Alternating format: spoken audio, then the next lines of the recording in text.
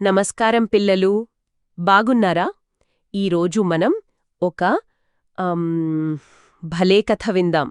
ఉమ్, కథ పేరు జ్ఞానఫలం. వినడానికి చాలా బాగుంటుంది. ఇది రామయ్య అనే ఒక మంచి రైతు గురించిన కథ. విందామా మరి? తప్పకుండా. ఒకానొకప్పుడు ఒక చిన్న ఊరుండేది. ఆ ఊరిలో రామయ్య అనే రైతు చాలా మంచివాడు. అవును, చాలా మంచివాడు. కాని ఆ ఊరికొక పెద్ద కష్టం వచ్చి పడింది. అదేంటో తెలుసా? పెద్ద కరువన్మాట. అసలు వానలే లేవు. ఆహా! చెరువులు, బావులు అన్నీ ఎండిపోయాయి. తాగడానికి కూడా నీళ్లు దొరకట్లేదు. పాపం అందరూ చాలా ఇబ్బంది పడ్డారు. నిజమే. రామయ్య పొలం కూడా నీళ్లు లేక బీడువారిపోయింది. చాలా కష్టకాలం కదూ అది. పంటల్లేవు, తినడానికి తిండి లేదు. అవును, ప్రజలంతా నీరసించిపోయారు.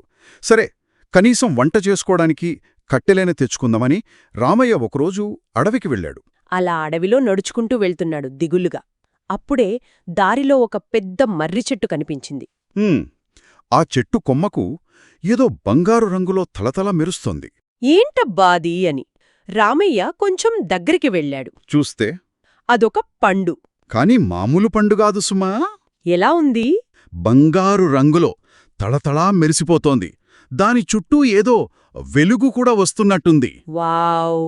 రామయ్యకు చాలా ఆశ్చర్యం వేసింది. మెల్లగా ఆ పండును కోసి జాగ్రత్తగా పట్టుకుని ఇంటికి తెచ్చుకున్నాడు. ఇంట్లో దాన్నొక పక్కన పెట్టాడు. అలా చూస్తున్నాడు. అంతే. దానిలోంచి సన్నగా ఒక గొంతు. వినిపించిందా? పండులోంచా? అవును. రామయ్య, నేను మామూలు పండుని కాను. నా పేరు జ్ఞానఫలం అని చెప్పింది. అయ్యో! రామయ్య ఉలిక్కిపడి ఉంటాడు కదా, పండు మాట్లాడటమేంటి అని. ఆశ్చర్యంగా వింటున్నాడు. ఇంకా పండు ఏం చెప్పిందంటే, నన్ను దేనికైనా తాకించావనుకో, దాని రహస్యం నీకు తెలిసిపోతుంది. రహస్యమా? అంటే? అంటే అది ఎక్కడున్నా ఎలా ఉన్నా తెలిసిపోతుందనమాట.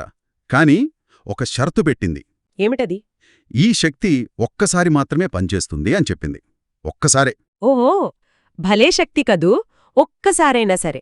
రామయ్య అప్పుడు ఆలోచనలో పడ్డాడు. వామ్మో, ఈ పండుతో నేను ఏదైనా నిధికి తాకిస్తే ఎంత ధనవంతుణ్ణైపోతానో. నా కష్టాలన్నీ తీరిపోతాయి అనుకున్నాడు. కాని వెంటనే అతనికి ఊరి జనం గుర్తొచ్చారు. నీళ్లకోసం బాధపడుతున్నవాళ్లు. అవును, తన లాభం కంటే ఊరి ప్రజల కష్టమే అతనికి పెద్దరిగా అనిపించింది. పాపం, వాళ్లంతా గుక్కెడి నీళ్లకోసం ఎంత అల్లాడుతున్నారో, ముందు వాళ్ల కష్టం తీర్చాలి అనుకున్నాడు. ఎంత మంచి ఆలోచన! తన గురించి కాకుండా ఊరి గురించి ఆలోచించాడు. వెంటనే ఒక నిర్ణయానికొచ్చేశాడు. ఏం చేశాడు? మరుసటి రోజు ఉదయాన్నే ఆ బంగారు పండును తీసుకున్నాడు. ఊరి చివర ఎండిపోయిన పాతబావి ఉంది కదా, అక్కడికి వెళ్ళాడు. రామయ్య అటు వెళ్లడం చూసి ఊరివాళ్లందరూ కూడా వచ్చారు, ఏమవుతుందోనని. అందరూ గుమిగూడారు. రామయ్య ఏం చేస్తున్నాడు? ఆ చేతిలో మెరుస్తున్నదేంటి అని ఒకటే ఆశ్చర్యమందరికి. అప్పుడు రామయ్య అందరూ చూస్తుండగా ఆ జ్ఞానఫలాన్ని ఏం చేశాడో తెలుసా? బావి పక్కనే ఉన్న ఒక పెద్ద బండరాయికి ఇలా తాకాడు. అంతే, ఒక అద్భుతం జరిగింది. ఆ పండులోంచి నీలిరంగులో ఒక కాంతిపుంజం, భలే వెలుగు బయటకొచ్చింది. అది నేరుగా బావి లోపల భూమి అడుగున ఒకచోట, సరిగ్గా ఒకచోట ఆగింది. అంటే అక్కడ నీటి ఊట దాగి ఉందని స్పష్టంగా చూపించిందనమాట. ఇంకేముంది, అది చూసిన ఊరి జనం ఆగలేదు. పారలు, గడ్డపారలు అన్నీ తెచ్చి రామయ్య చూపించిన చోట ఠకాఠకా తవ్వడం మొదలుపెట్టారు. కొంచెం లోతు తవ్వారో లేదో భళ్ళున నీళ్లుపైటి ఊబికాయి. వావ్! చల్లని స్వచ్ఛమైన నీళ్లు. క్షణాల్లో ఆ ఎండిపోయిన బావి నిండుకుండలా మారిపోయింది. ఊరంతా ఒక్కసారిగా హో అని సంతోషంతో అరిచారు. పిల్లలు, పెద్దలు అంతా ఎగురి గంతేశారు. రామయ్యను అందరూ భుజాలమేల ఎత్తుకున్నారు. ఊరంతా ఊరేగించారు. రామయ్య మా దేవుడు, మా ప్రాణాలు తాపాడాడు అని ఎంతగానో పొగిడారు. ఈ విషయం మెల్లగా ఆ రాజ్యాన్ని ఏలే రాజుగారిదాకా వెళ్ళింది. రాజుగారు రామయ్య గురించి విన్నారు. అతని నిస్వార్థం, తెలివికి చాలా మెచ్చుకున్నారు. వెంటనే అతన్ని తన దగ్గరికి పిలిపించారు.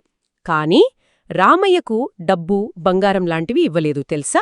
మరేం చేశారు? రాజుగారు బాగా ఆలోచించారు. రామయ్య తెలివి ఊరికి ఉపయోగపడాలి అనుకున్నారు. అందుకే ఆ గ్రామానికి ఇంకా చుట్టుపక్కల ఊళ్లకు నీటి వసతి కల్పించే ఒక పెద్ద బాధ్యతను అప్పగించారు. అప్పుడు రాజుగారన్నారు, రామయ్య, నీ తెలివితేటలు, నీ మంచి మనసే అసలైన సంపద. ఇది డబ్బు కన్నా గొప్పది అని దీవించారు. రామయ్య ఆ పనిని చాలా శ్రద్ధగా చేశాడు తెలుసా? అతని కృషితో ఆ ఊరు, చుట్టుపక్కల గ్రామాలు కొద్ది కాలంలోనే పచ్చని పంటలతో కలకలలాడాయి. ప్రజల కష్టాలన్నీ తీరిపోయాయి. అందరూ సుఖంగా జీవించారు. చూశారా పిల్లలు? ఆ జ్ఞానఫలం శక్తి ఒక్కసారే ఉపయోగపడింది. కాని రామయ్య తెలివి, మంచి గుణం ఊరికి శాశ్వతమైన మేలు చేశాయి. అంటే నిజమైన సంపద అంటే డబ్బు, బంగారం మాత్రమే కాదు. మన దగ్గరున్న తెలివి, ఇతరులకు సహాయపడే మన మంచి గుణం కూడా గొప్ప సంపదే అన్నమాట. అవును.